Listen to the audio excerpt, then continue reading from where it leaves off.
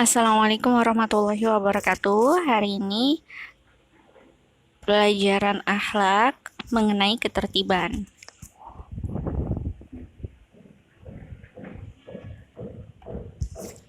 Nah, ketertiban yang hari ini kita pelajari yaitu berkaitan dengan tertib belajar dan tertib berpakaian.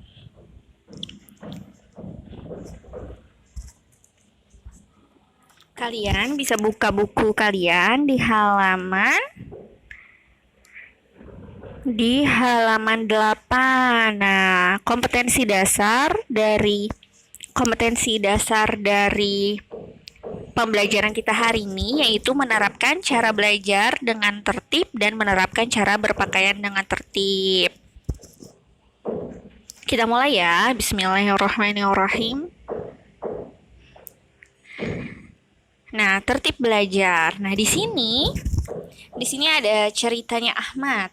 Sama seperti kemarin masih berkisah tentang Ahmad. Nah, Ahmad ini setelah usai sholat maghrib berjamaah pastinya, karena Ahmad adalah seorang ikhwan. Kalau ikhwan itu wajib sholat di masjid, sholat berjamaah di masjid. Nah, setelah sholat maghrib berjamaah, Ahmad ini mengaji Al-Quran sampai pukul 17. Nah, sampai sebelum Isya mengaji Al-Quran. Nah, setelah sholat Isya, ia pun belajar. Nah, ini sholat Isya dulu nih, sholat Isya berjamaah dulu, lalu ia pun belajar. Jadi, Ahmad ini belajar di malam hari. Rangkaian kegiatannya mulai dari sholat maghrib, mengaji Al-Quran, lalu sholat Isya berjamaah. Nah, setelah sholat Isya berjamaah, Ahmad pun belajar dengan menyelesaikan tugas sekolahnya dan mengerjakan latihan. Bahkan Ahmad pun menghafal pelajaran. Misalkan besok ada pelajaran tahfidz, maka Ahmad pun menghafalkan Al-Quran seperti itu. Lalu ia pun tidak sendiri, ia mengerjakan tugas tersebut bersama saudaranya atau bersama teman-temannya. Nah, kalau mengerjakan tugas bersama biasanya akan terasa ringan. Kalau tugas tidak apa-apa dikerjakan bersama, tapi tidak mencontek juga, berdiskusi. Misalkan kalian belum tahu caranya, nah kalian tanya ke teman, nanti teman kalian memberitahu caranya bagaimana, sehingga kalian nanti bisa lebih baik lagi, bisa diperbaiki lagi. Tadinya kalian tidak bisa, jadi bisa. Nah, mengerjakan tugas bersama saudara, kalian juga bisa minta ke kakak kalian untuk mengajari kalian cara perhitungan matematika, mengajari kalian bagaimana caranya menentukan kalimat perintah, dan lain-lain. Lalu berikutnya, setelah mengerjakan latihan, ia pun mengerjakan tugas bersama saudara dan temannya. Nah, semua buku-bukunya ia taruh di dalam rak lemari dengan sangat rapi, diatur. Lalu buku pelajaran untuk esok hari dimasukkan ke dalam tas. Nah, disiapkan malam harinya. Tujuannya agar nanti tidak ketinggalan. Ia juga selalu memeriksa nih barang-barang yang harus dimasukkan ke tas, seperti tempat pensil, isi dari tempat pensil, dan lain-lain, agar tidak ketinggalan untuk dibawa ke sekolah.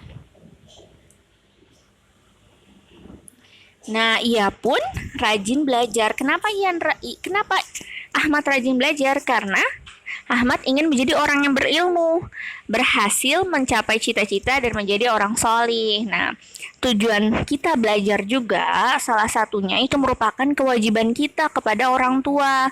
Nah, kalian kan pelajar. Kewajiban kalian belajar.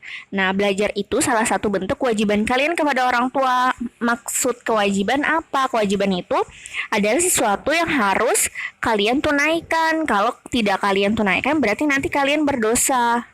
Karena belajar dan sekolah merupakan amanah dari orang tua kalian.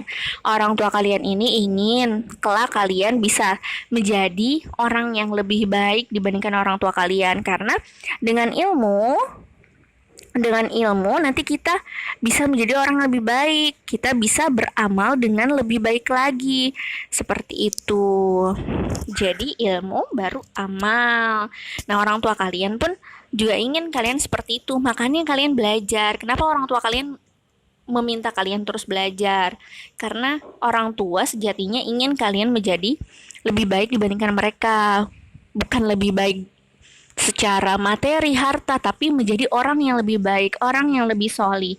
Itulah cita-cita orang tua, dan kewajiban kalian yang harus kalian penuhi yaitu belajar nanti agar kelak kalian menjadi orang yang lebih baik.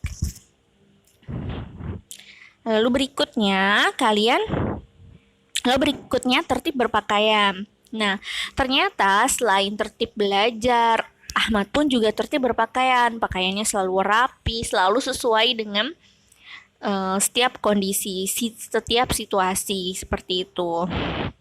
Jika Ahmad ingin ke masjid, maka Ahmad menggunakan peci, menggunakan sarung, dan menggunakan lengan panjang. Nah, jangan lupa sarungnya itu nggak boleh isbal, tidak boleh melebihi mata kaki. Ya, karena disunahkan bagi laki-laki untuk tidak isbal. Nah, pergi ke masjid, memakai baju lengan panjang, kain sarung, dan peci. Lalu setelah itu, ternyata selain berpakaian rapi ke masjid, Ahmad pun berpakaian rapi ke sekolah. Ia pun memakai seragam sekolah sesuai jadwal harian. Misalkan hari Senin pakai baju merah putih, hari Selasa misalkan pakai baju warna hijau, berarti